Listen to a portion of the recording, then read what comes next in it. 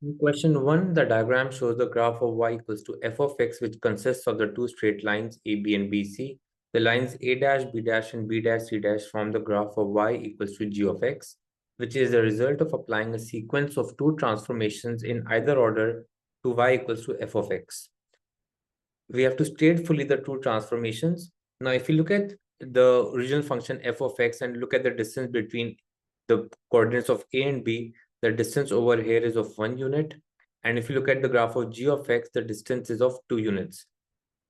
The y distance between a and b is the same, which is 2 units in both f of x and g of x. So we can say that there has been a stretch in the x direction for f of x to g of x of scale factor 2.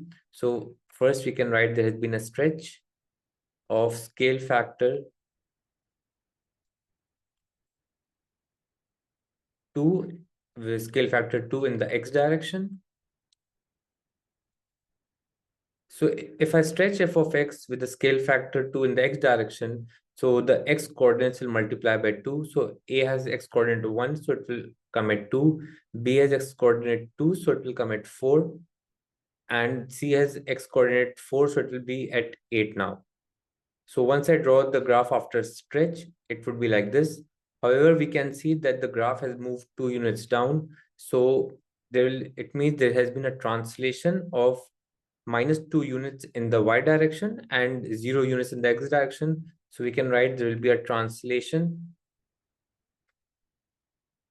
of 0 and 2 units from f of x to g of x. So the two transformations will be a translation of 0 and 2 and a stretch of scale factor 2 in the x direction. In question 2, the function f is defined for x as an element of real number by f of x equals to x square minus 6x plus c, where c is a constant. It is given that f of x is greater than 2 for all values of x. We have to find the set of possible values of c. Now, to understand f of x greater than 2, we can first try and make a quadratic graph. So f of x greater than 2 means that we have a line of y equals to 2. And f of x is greater than 2, so it means that the line lies above y equals to 2 line, or there are no points of intersection. As there are no points of intersection and we have an unknown constant, so we can apply b squared minus 4ac, and for no points of intersection, it will be taken as less than 0. So equating the equation x squared minus 6x plus c, and it is given that f of x is greater than 2. So first we'll write it as greater than 2. So this will become x squared minus 6x plus c minus 2 will be greater than 0. From this, we can say that a will be equals to 1, which is the coefficient of x squared. B will be minus 6, and c, the constant, will be c minus 2. Now, as there are no points of intersection, so we'll write b squared minus 4ac will be less than 0. Applying b squared minus 4ac, b is minus 6. So minus 6 whole squared minus 4 into 1 into c minus 2 will be taken as less than 0. So this will become 36 minus 4c plus. So this will become 4 times 2, which is 8, as less than 0. Taking 4c on the other side, we'll get 44 is less than 4c.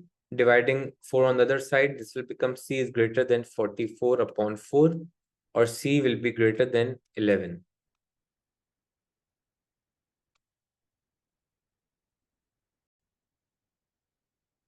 In question 3, it says give the complete expansion of x plus 2 upon x to the power 5. Now the expansion formula for a plus b to the power n is a to the power n plus nc1, a to the power n minus 1, b to the power 1 plus nc2, a to the power n minus 2, b to the power 2 plus nc3, a to the power n minus 3, b to the power 3, and so on. So now as we have to expand it completely, so we'll start with a to the power 5. So this is x plus 2 upon x to the power 5. So this will become x to the power 5, which is a, plus 5c1. A is x, so this will become x to the power 5 minus 1. B is 2 upon x, so this will be 2 upon x to the power 1 plus 5c2, x to the power 5 minus 2. B is 2 upon x to the power 2 plus 5c3, x to the power 5 minus 3, and 2 upon x to the power 3 plus 5c4 x to the power 5 minus 4, 2 upon x to the power 4 plus 5c5 x to the power 5 minus 5 and 2 upon x to the power 5. Now substituting the values in the calculator, so x power 5 will be x power 5. So 5c1 is 5, so that will become 5 into x to the power 4 into 2 upon x plus 5c2. If we substitute this in the calculator, that is equals to 10. So this will become 10 x cube into 2 upon x whole square. So that will become 4 upon x squared plus 5c3. If we substitute that in the calculator, that is equals to 10. So that will become 10 into x squared, 5 minus 3 squared. 2 cube is 8, so that will become 8 upon x cube plus 5c4. So 5c4 in the calculator it is 5. So this will become 5x 2 to the power 4 is 16 upon x to the power 4. And then 5c5 is 1. So and x power 5 minus 5 is 0. 2 to the power 5 is 32. So that will become plus 32 upon x to the power 5.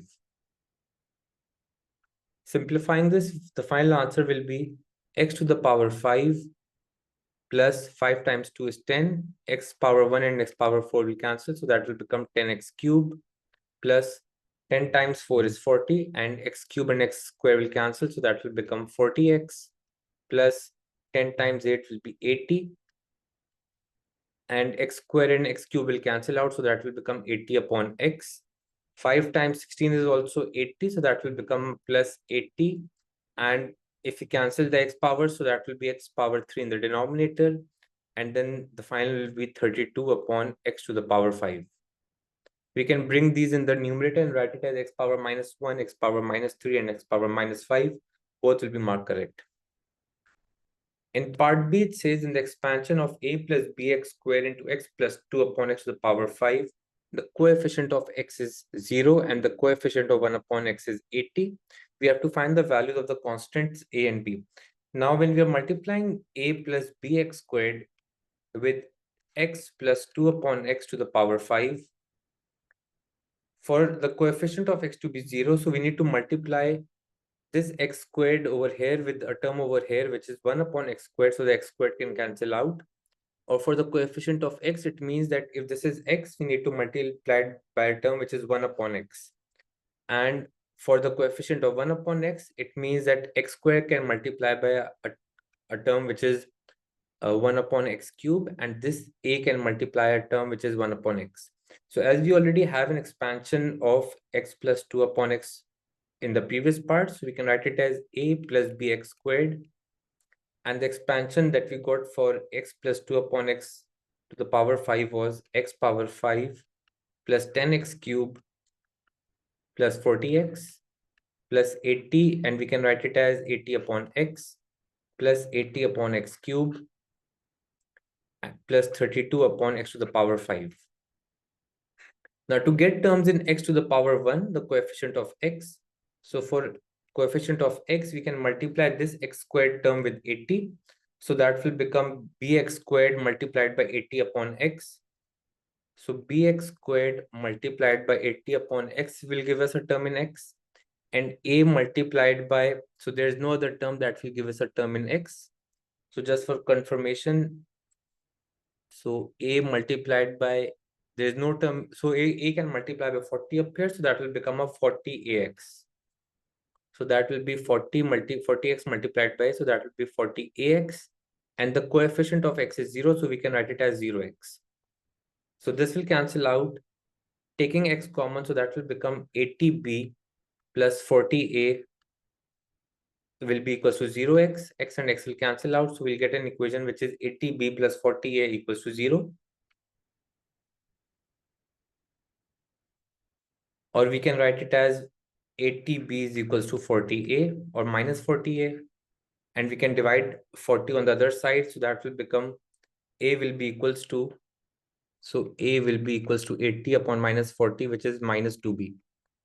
And the coefficient of 1 upon x is 80. So for a coefficient of 1 upon x, we'll have to multiply a by 80, so that will become 80a upon x, and multiplying bx squared by 80x cubed, so that will become plus bx squared into 80 upon x cubed, so that will give us a term in 1 upon x.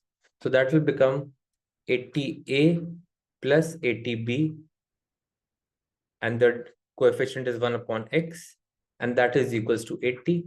So another equation that we have is 80a plus 80b, which is equals to 80, or we can write it as a plus b if we divide the whole equation by 80. So that will be a plus b equals to 1.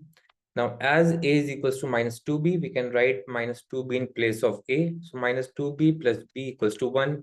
Minus 2b plus b, so that will be minus b equals to 1, and b will be equals to minus 1. So once we have the value of b as minus 1, we can substitute it over here, and a will be equals to minus 2 into minus 1. So minus 2 into minus 1 is a positive 2. So the value of a will be equals to positive 2.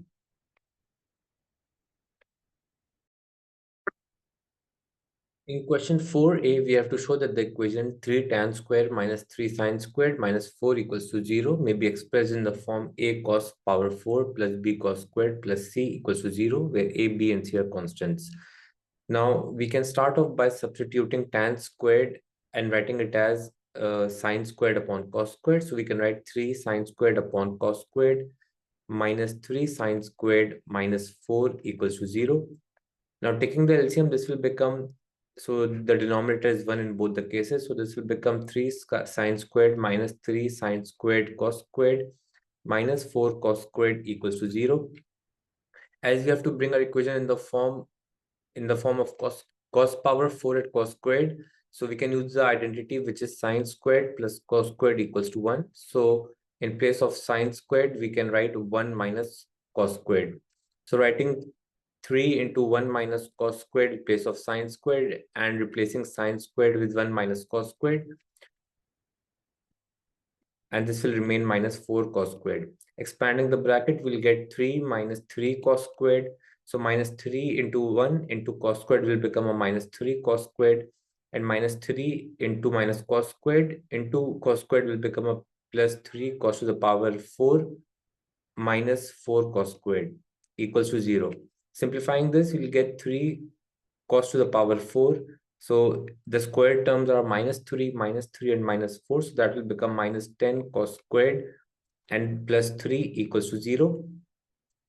So the values of a, b, and c will be, a will be equals to 3, b will be equals to minus 10, and c will be equals to positive 3. In part B, we have to solve the equation 3 tan squared minus 3 sine squared minus 4 equals to 0. So we already have got the equation in the form of cos. So the form was 3 cos to the power 4x minus 10 cos square x plus 3 equals to 0. Now to solve an equation like this, we can use an identity. So in place of cos squared, we can write y equals to cos squared.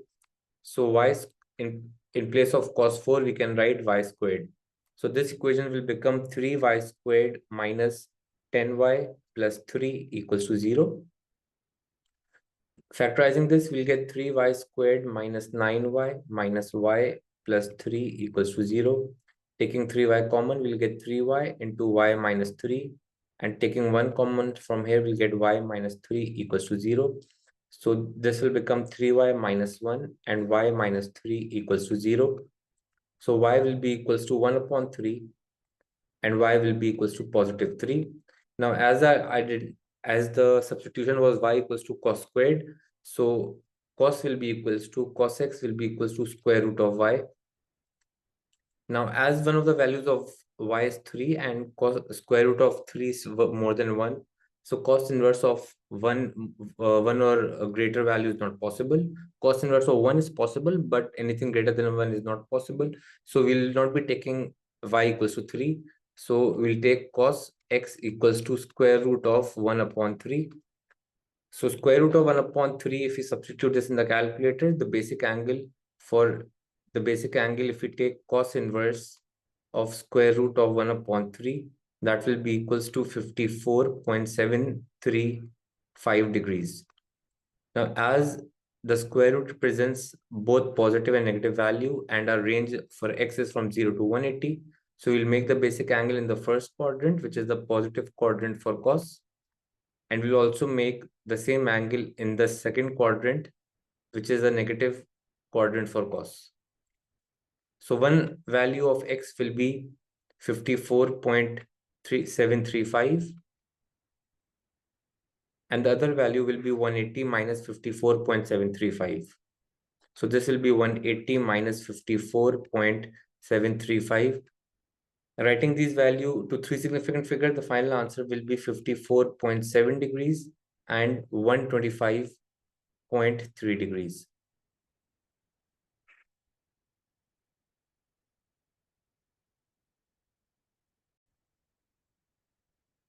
Question 5, a circle has equation x minus 1 whole squared plus y plus 4 whole squared equals to 40.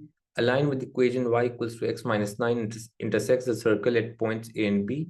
In part A, we have to find the coordinates of the points of intersection. So we'll have to solve the equation of the circle and the line simultaneously. So as the equation of the line is y equals to x minus 9, in the equation of the circle, in place of y, we can write x minus 9. So this will become x minus 9 plus 4 whole squared equals to 40. So this will become expanding this. So first simplifying the bracket. So this will become x minus 5 whole squared minus 9 plus 4 is minus 5 equals to 40. Expanding both the sides, we'll get x squared minus 2x plus 1. This will become x squared minus, so that will become 2 times x times 5, which is 10x plus 25. And then we can bring the 40 on this side. So this will become minus 40 equals to 0. X squared plus x squared will become a 2x squared. Minus 2x minus 10x will become a minus 12x. And we have 1 plus 25, which is 26. 26 minus 40 will become a minus 14 equals to 0. We can simplify this and write it as x squared minus 6x minus 7 equals to 0. When we factorize this, this will become x minus 6. So we have to get a 7 when you multiply and a minus 6 when we add. So this will become x minus 7 and x plus 1 equals to 0. So the two x coordinates will be x equals to positive 7 and x equals to minus 1. Once we have the x values, we can find the y values by substituting it in the equation of the line or the circle. So using the equation of the line, y equals to x minus 9. Substituting x equals to 7. So this will be y equals to 7 minus 9. The y coordinate will be minus 2. And substituting x equals to minus 1. So this will be minus 1 minus 9. So the x coordinate will be, y coordinate will be minus 10.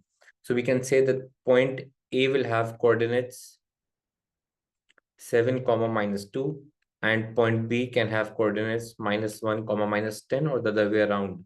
It could be B with coordinates 7 comma minus 2 and A with coordinates minus 1 comma minus 10. Both will be marked correct. In part B, we have to find the equation of the circle with diameter AB. Now, if we have a circle and the diameter is the point A and the point B, it means that the center will lie at the midpoint of AB. So the equation of a circle is given by the formula x minus a whole squared plus y minus b whole squared equals to r squared, where r is the radius and a comma b are the coordinates of the center. Now, as we know that the center will be at the midpoint, so finding the midpoint of the points A and B, so the midpoint of AB will be equals to x1 plus x2 upon 2. So that will become 7 plus minus 1 upon 2. And y1 plus y2 upon 2 will become minus 2 plus minus 10 upon 2. Simplifying this, this will become 7 minus 1, which is 6. So 6 upon 2 will become a 3. Minus 2 minus 10 will become a minus 6. So this will become minus 6. So the midpoint of AB, or the center coordinates, are 3 comma minus 6. To find the radius, we'll first find the distance of AB and then divide by 2. So to find the distance, we can apply the distance formula. So the distance formula is square root of x2 minus x1 whole squared. So x2 is minus 1. We can write minus 1 minus 7 whole squared plus y2 minus y1. So that will become minus 10 minus minus 2 whole squared. Simplifying this, we'll get square root of, so minus 8 whole squared over here, that will become a 64. And minus 10 plus 2 is 8 again. minus 8 whole square will be 64. So that will be equals to square root of 128. Now, to find the radius, as this is the diameter, the radius will be square root of 128 upon 2.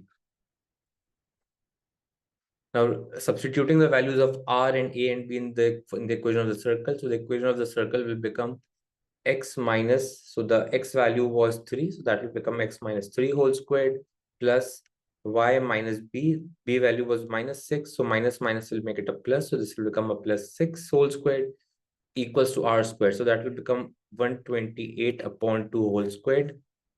So 2 square will be 4 and square root of 128 will cancel with the square. So we can finally write the equation as x minus 3 whole squared plus y plus 6 whole squared, and that will be equals to, so 64 divided by, so 128 divided by 4, so that will be equals to 32. So the final equation will be x minus 3 whole squared plus y plus 6 whole squared equals to positive 32. In question 6, the diagram shows a sector OAB of a circle with center O and radius R. Angle AOB is equal to theta radians. It is given that the length of the arc AB is 9.6 and the area of the sector OAB is 76.8 centimeters squared. In part A, we have to find the area of the shaded region. Now, to find the area of the shaded region, we'll subtract the area of the sector OAB from the area of the triangle OAB. Now, to find the area of the triangle, we have to find the value of r and theta, and we already have the area of the sector. So to find the area of triangle, we'll first find the value of r and theta. Now, we know that the arc length is given by the formula s equals to r theta. Now, as the arc length is 9.6, so we can write this as 9.6 will be equals to r theta. The area is given by the formula 1 upon 2 into r squared into theta. And as the area is given as 76.8, so we can write it as 76.8 will be equals to 1 upon 2 into r squared into theta. To find the value of r or theta, we can use a substitution. So we know that from the first equation, r will be equals to 9.6 upon theta. Substituting r is 9.6 upon theta, we'll get 76.8 is equals to 1.2 into, so r is 9.6 upon theta, we'll use 9.6 upon theta whole squared into theta. Simplifying this, so 2 will multiply by 76.8, so 2 into 76.8 is 153.6 is equals to 9.6 whole squared will be equals to 92.16, so that will become 92.16 upon theta squared into theta. Theta and theta squared will cancel, so theta will be equals to 92.16 divided by 153.6. So 92.16 divided by 153.6. So the value of theta will be equals to 0.6. Once we have the value of theta, now we can find the value of r. So r will be equals to 9.6 divided by 0.6. So r will be equals to 16 centimeters. Once we have the value of r and theta, we can find the area of the triangle. So area of triangle will be equals to, we can use the formula half AB sine C. So as the two lengths are both r, so this will become half into 16 into 16 into sine of 0.6. Substituting this in the calculator, so 16 times 16 into sine of, and making sure that the calculator is in radian mode, so this will become 16 into 16 into sine of 0.6. Dividing it by 2, the area for the triangle will be 72.27. So to find the area of the shaded region, we'll subtract the area of the sector, which was already given. So the shaded region will be equals to area of the sector, which was 76.8 minus 72.27. So minus 76.8 minus 72.27, the answer will be 4.525 centimeters squared. As we have to give our answer to 3 significant figures, so the final answer will be 4.53 centimeters squared. In part B, we have to find the perimeter of the shaded region. Now, to find the perimeter of the shaded region, we need the arc length AB, which you already know is 9.6, and the length of AB. So to find AB, we can use cosine rule, or we can make a straight line from the middle and make it a right angle. So finding one of the lengths, we can multiply it by 2 to get the length of AB. So we can apply any of these two methods. I will be using the cosine rule to find the length of AB. So AB will be equals to, AB squared will be equals to the radius, which is 16 squared plus 16 squared minus 2 into 16 cos of 0.6. So taking the square root of this value, the length of AB will be equals to, so that will be equals to 9.46 centimeters. And then finally, the perimeter will be equals to the arc length, which was 9.6. So 9.6 plus 9.46. The final answer for the perimeter will be equals to 19.1 centimeters.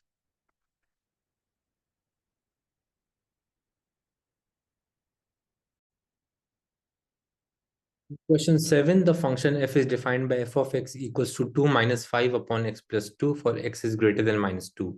In part A, we have to state the range of f. Now, as x is greater than minus 2, so whatever value of x we substitute over here, 2 minus 5 upon that value. So as the value of x over here has to be greater than minus 2. So let's assume the value will be 5 upon minus 2. So let's take the value of x as it has to be greater than minus 2. Let's take it as minus 1. So this will be equals to 2 minus 5 upon 1, and 2 minus 5 will be minus 3. As this value keeps on increasing, this will be 2 minus 5 upon a positive number all the time. So the maximum value of the function f of x can be 2. So that will be if this 5 upon x plus 2 becomes a 0. So for a very high value of x, 5 upon x plus 2 will become a 0. So I'll just write up here that 5 upon x plus 2 will be equals to 0 for a very high value of x.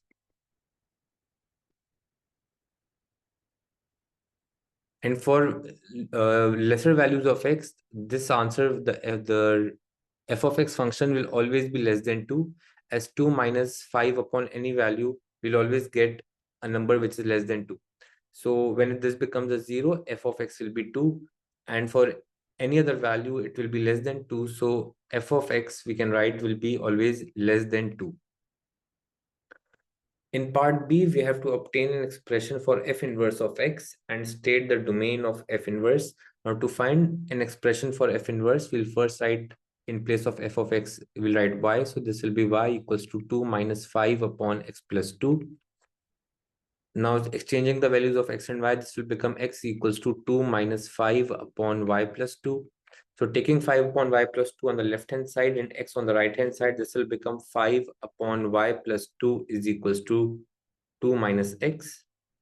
We can cross multiply, or we can bring the 2 minus x on the left hand side and write it as 5 upon 2 minus x is equals to y plus 2. Taking 2 on the left hand side, this will become y equals to 5 upon 2 minus x plus 2. We can simplify this by taking the LCM. So y will be equals to 5 plus, so this will become, so when we bring the x on the other 2 minus x on the other side, this would have become a minus 2. So this would have been a 5. So this will become 5 upon 2 minus x is equals to y plus 2. And taking y on 2 on the other side, so this would have been a minus 2. So this will become a minus 2. And this will become 5 minus, so 5 minus, that will become 5 minus 4 plus 2x upon 2 minus x. Simplifying this will become y equals to 1 plus 2x upon 2 minus x. So we can write that the f inverse function will be equals to 1 plus 2x upon 2 minus x. Now it's also is asking for us to state the domain of f inverse. Now the domain of an inverse function is equal to the range of the original function f of x. Now as the range was f of x is less than 2, so the domain will be x is less than 2. In part C, it says that a function g is defined by g of x is equals to x plus 3 for x greater than 0. We have to obtain an expression for fg of x, giving an answer in the form ax plus b upon cx plus d. So f of x was 2 plus, so f of x originally was 2 minus 5 upon x plus 2. So that will become 2 minus 5 upon x plus 2. As we have to find fg of x, so in place of the function, in place of x, we'll replace it with the g function. So that will become 5 upon x plus 3 in place of x and plus 2. Simplifying this, we'll get 2 minus 5 upon x plus 5. As we have to simplify it, so taking the LCM, this will become 2x plus 10 minus 5 upon x plus 5. So finally, we can write the function f g of x as 2x plus 5 upon x plus 5.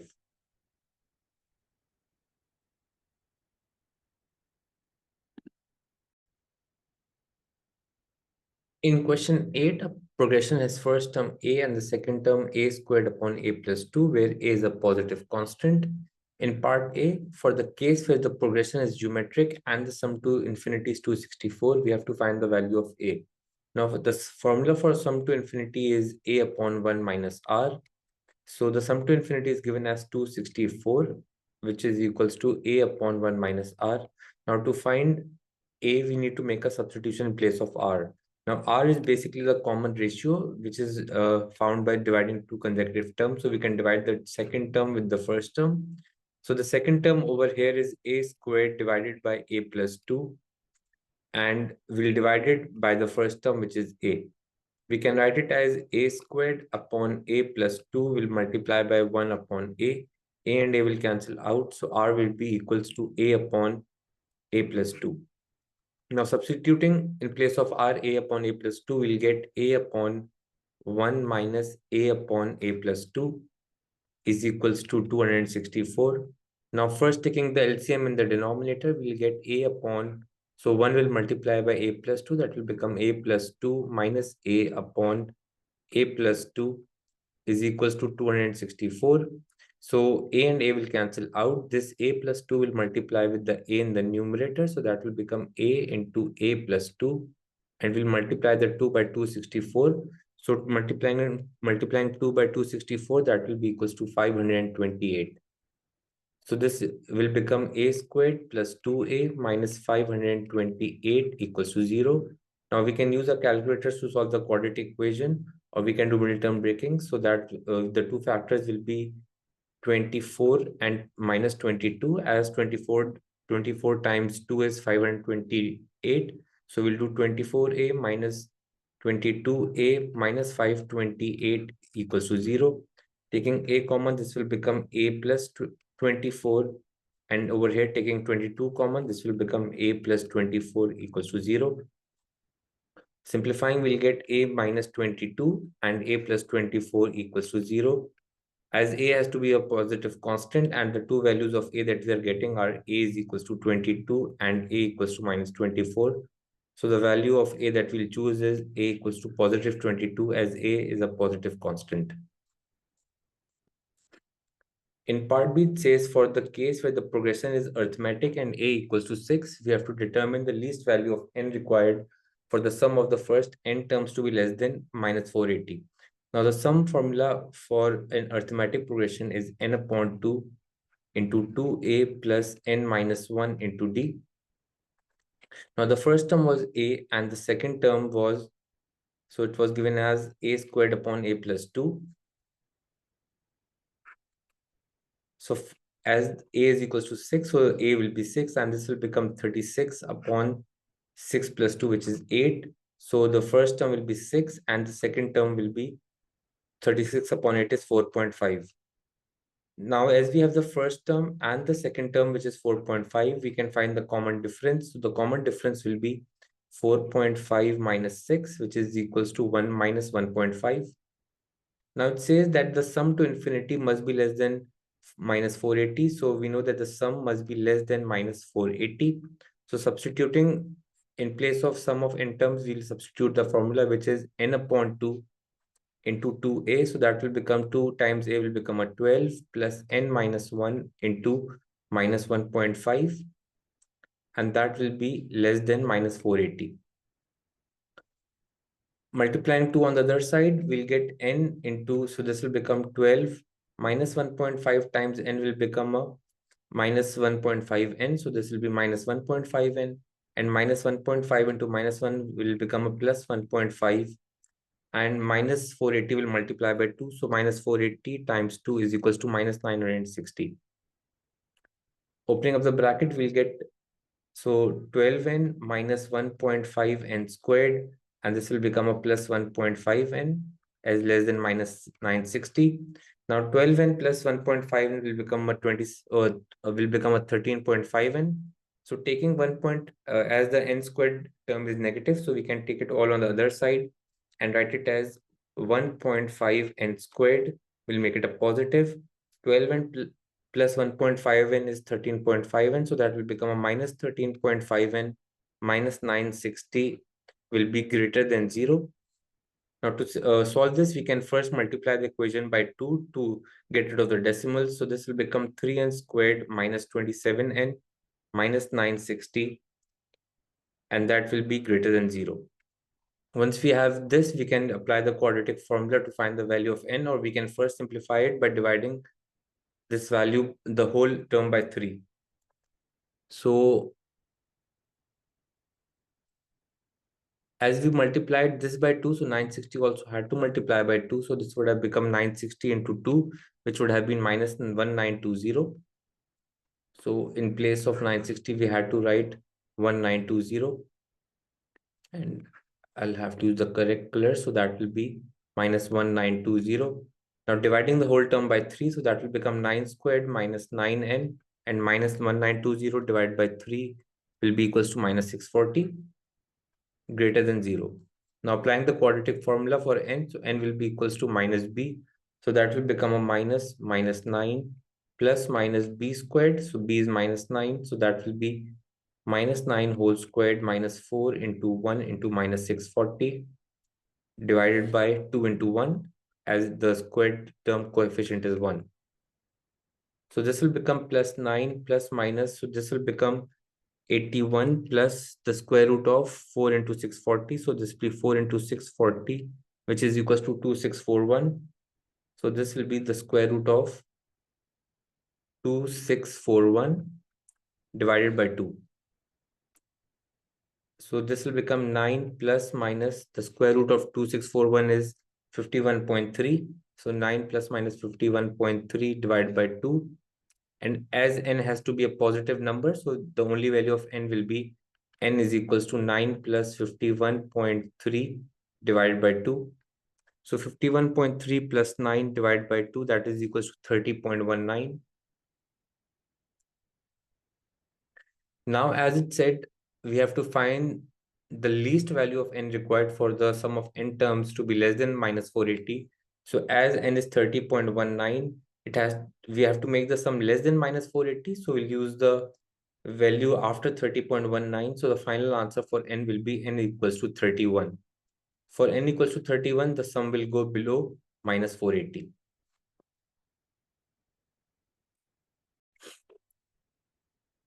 In question 9a, a curve which passes through 0, 3 as the equation y equals to f of x. It is given that f dash, or the derivative of f of x, is 1 minus 2 upon x minus 1 whole cube. In part A, we have to find the equation of the curve. Now, as we already have the derivative, which is 1 minus 2, and we can write it as x minus 1 to the power minus 3 whole cube minus 3. So to find the equation of the curve, we'll integrate both the sides. So integrating f dash of x, that will be f of x. Integrating 1, so that will be equals to, and we always write a dx. So this will become x minus 2 into x minus 1 to the power. So minus 3 plus 1 will become a minus 2. Dividing this by the new power, which is minus 2. And the derivative of x minus 1 is 1. So we can just multiply it by 1. And we'll add a constant, which is a plus c. So we can write this function as f of x will be equals to x plus 2 and 2 will cancel. So this will become x minus 1 to the power minus 2 plus c. And now to find the value of c, we'll substitute the points 0 and 3. So the function is 3 when x is 0. So this will become 3 equals to 0 plus 0 minus 1 to the power minus 2 plus c. So 3 will be equals to, so minus 1 to the power 2 will be can be written as 1 upon 1 to the power 2 plus c. So 1 upon 1 squared is 1. So c will be equals to 3 minus 1, which is equals to 2. So once we have the value of c, we can write the equation of the function as f of x will be equals to x plus x minus 1 to the power minus 2 plus 2. In part B, it says the tangent to the curve at 0 and 3 intersects the curve again at one other point.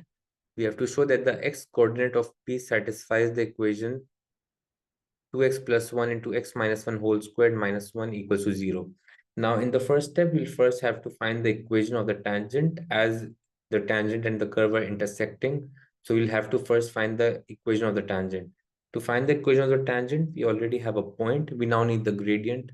So the gradient is given by the dy dx or the f dash function, which was 1 minus 2 upon x minus 1 whole cube. So that was 1 minus 2 upon x minus 1 whole cube. Now taking x as equals to 0 as given over here. So this will be equals to 1 minus 2 upon 0 minus 1 whole cube. So 0 minus 1 whole cube is minus 1. So that will become minus 1, 1 minus 2 upon minus 1. So the f dash of x will be equals to 1 plus 2, which is equals to 3. Now once we have the gradient of the tangent, which is, we can write the gradient of tangent is equals to 3. We can now make the equation of the tangent. So that will be y minus y1, which is 3, is equals to gradient into x minus x1, which is 0. We can simplify this equation to write it as y equals to 3x plus 3. Now, as the tangent is intersecting the curve, so we'll have to solve the two equations simultaneously. So the equation of the curve that we found in the previous part was f of x is equals to x plus x minus 1 to the power minus 2 plus 2. So f of x was x plus 1, x minus 1 to the power minus 2 plus 2.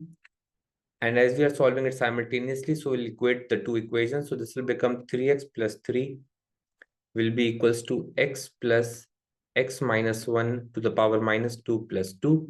Now taking x and 2 on the other side, so this will become 3x minus x plus 3 minus 2 is equals to x minus 1 to the power minus 2.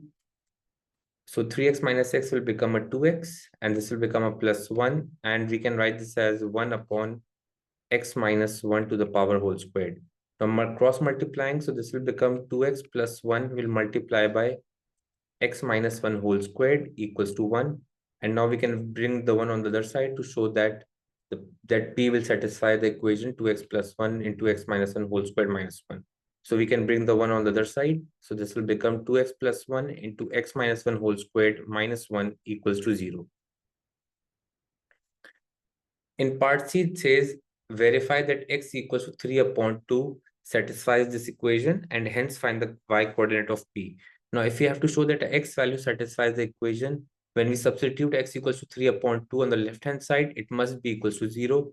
So substituting x equals to 3 upon 2, so that will be 2 into 3 upon 2 plus 1 into 3 upon 2 minus 1 whole squared minus 1 equals to 0. So 2 and 2 will cancel out. This will become 4, and this will become, so 3 upon 2 minus 1 will become 1 upon 2 whole squared minus 1 equals to 0. So 4 into 1 upon 4 minus 1 will be equals to 0. So 1 minus 1 will be equals to 0. So this will show that x equals to 3 upon 2 will satisfy the equation. Now to find the y coordinate, we can use the equation of the tangent to find the y coordinate. The equation of the tangent was y equals to 3x plus 3. As we already have the x coordinate, which is 3 upon 2, so we can write y equals to 3 into 3 upon 2 plus 3, which will be equals to 9 upon 2 plus 3. So 9 upon 2 plus 3 will be equals to, so that will become 9 plus 6, which is 15. So 15 upon 2, or we can also write it as 7 wholes 1 upon 2. So the y coordinate will be 7.5 or 15 upon 2. We can write it anyway, it will be marked correct. In question 10, the diagram shows the points A 1.5, 5.5 and B 7.5, 3.5 lying on the curve with equation y equals to 9x minus 2x plus 1 to the power 3 upon 2. We have to find the coordinates of the maximum point of the curve. Now to find the coordinates of the maximum point, first we'll have to find the dy dx and then put it equals to 0. So finding the dy dx of y, so that will be dy dx will be equals to, so 9x when we differentiate it, that will become 9 minus, so 3 upon 2 will multiply by the coefficient, which is 1. So 3 upon 2 into 2x plus 1. The power will decrease by 1. So 3 upon 2 minus 1 is 1 upon 2. And we'll also multiply with the derivative of 2x plus 1, which is 2. So 2 and 2 will cancel. So dy dx will be equals to 9 minus 3 into 2x plus 1 to the power 1 upon 2. As dy dx is 0, so we'll write 0 equals to 9 minus 3 into 2x plus 1 to the power 1 upon 2. Taking 3 and 2x plus 1 power 1 upon 2 on the left hand side, we'll get 3 into 2x plus 1 to the power 1 upon 2 equals to 9. Now whole squaring both the sides to get rid of the 1 power 1 upon 2. We will get 9, 3 squared is 9 into 2x plus 1 equals to 81. So this will become 18x plus 9 equals to 81. So 18x will be 81 minus 9, which is 72, and x will be equals to 4. Once we have the value of x as 4, we can substitute it into the equation of the curve to find the y value. So y will be equals to 9 into 4 minus 2 into 4 plus 1 to the power 3 upon 2. So 9 into 4 is 36. And this will become 9 to the power 3 upon 2. So square root of 9 is 3 and 3 cube is 27. So this will become 36 minus 27. So y will be equals to 36 minus 27, which is 9. So the coordinates of the maximum point will be 4, 9. In part B, we have to verify that the line AB is a normal to the curve. Now, if it is a normal to the curve, it means that the gradient of AB and multiplying with the gradient of the curve at A, or multiplying it with the tangent, gradient of the tangent at A, that will be equals to -1, or we can just find the gradients as the negative reciprocals of each other.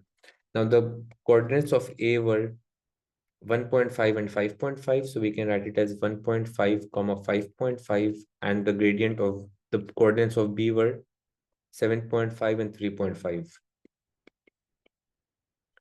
Now finding the gradient of AB, so AB will be equals to 3.5 minus 5.5 divided by 7.5 minus 1.5. So that will be equals to -2 upon 6. So that will be equals to -1 upon 3. Now, if the gradient of the curve at A is +3, it means that AB will be a normal, or normal means basically a perpendicular. So we already have the expression for dy dx. The dy dx expression was 9 minus 3 into 2x plus 1 to the power 1 upon 2. Now, as at A, the x coordinate is 1.5, so we'll write it as 9 minus 3 into 2 into 1.5, which is 3, plus 1 to the power 1 upon 2. So this will become 9 minus 3 into the square root of 4. So this will be 9 minus 3 into 2, which is 6. So as the gradient is 3, this basically represents that the line AB is a normal to the curve at A, or we can also prove it by just multiplying 3 by -1 upon 3, and the result will be a -1. In part C, we have to find the area of the shaded region. Now, to find the area of the shaded region, we can first make two lines over here at point A till the x-axis and at point B till the x-axis. We know that the x coordinates are 1.5 and 7.5, and the y coordinates are 5.5 and 3.5. So we can find the area under the curve and then subtract it from the area of the trapezium. The trapezium has two parallel sides, which are 5.5 and 3.5, and the height of the trapezium will be 1.5 till 7.5, which is 6. So in the first step, we can first find the area of trapezium. So area of trapezium will be equals to 1 upon 2 into the sum of parallel sides. So the sum of parallel sides will be equal to the y coordinates, sum of y coordinates, which is 5.5 and 3.5. So that will become 5.5 plus 3.5, and we'll multiply it by the height. So that is 7.5 minus 1.5, which is 6. So this will be 1 upon 2 into 9 into 6, which will be equals to 27. Now we'll have to subtract this from the area under the curve. So for area under the curve, we'll have to integrate the equation of the curve. The equation of the curve was y equals to 9x minus, so that was 9x minus 2x plus 1 to the power 3 upon 2. And the limits we have will be the x coordinates for b and a, which are 7.5 and 1.5. Now integrating will get, so integrating 9x will become 9x squared upon 2. So we'll write 9x squared upon 2 minus integrating 2x plus 1 to the power 3 upon 2. That will become, increasing the power by 3 upon 2, that will be 5 upon 2. We'll divide it by the new power, which is 5 upon 2, and also multiply it with the derivative of 2x plus 1. So this will cancel out. And the expression for area will be 9x squared upon 2 minus 2x plus 1 to the power 5 upon 2 divided by 5. Now we have to substitute the limits 7.5 and 1.5. So first, taking x is equals to 7.5, we will get 9 into 7.5 whole squared upon 2 minus 2 into 7.5 plus 1 divided by 5 to the power 5 upon 2. And we'll subtract it from the lower limit, which is x equals to 1.5. So this will become 9 into 1.5 whole squared upon 2 minus 2 into 1.5. So that will become 2 into 1.5 plus 1. And this is to the power 5 upon 2. And this will divide by 5. So 9 into 7.5 whole squared. So that will be equals to 506.25. Dividing by 2, that will become 253.125. This will subtract from, so 2 into 7.5 is 15, 15 plus 1 is 16, 16 to the power 2.5 is 1024, dividing it by 5, that will be equals to 204.8, and we'll subtract it from the lower limit. So 1.5 whole squared times 9, dividing it by 2, that is equals to 10.125 minus, so that 2 times 1.5 is 3, 3 plus 1 is 4, and then 4 to the power 5, 2.5, or 5 upon 2 is 32, 32 divided by 5 is 6.4. Now 253.125 minus 204.8, that is equals to 48.325, and 10.125 minus 6.4, that is equals to 3.725. Subtracting these two values, so 48.325 minus 3.725, that is equals to 44.6. And finally, for the shaded region, we'll subtract this answer from the area of the trapezium. So the shaded region will be equals to 44.6 minus 27. So the final answer will be 17.6 units for the area, unit square for the area of the shaded region.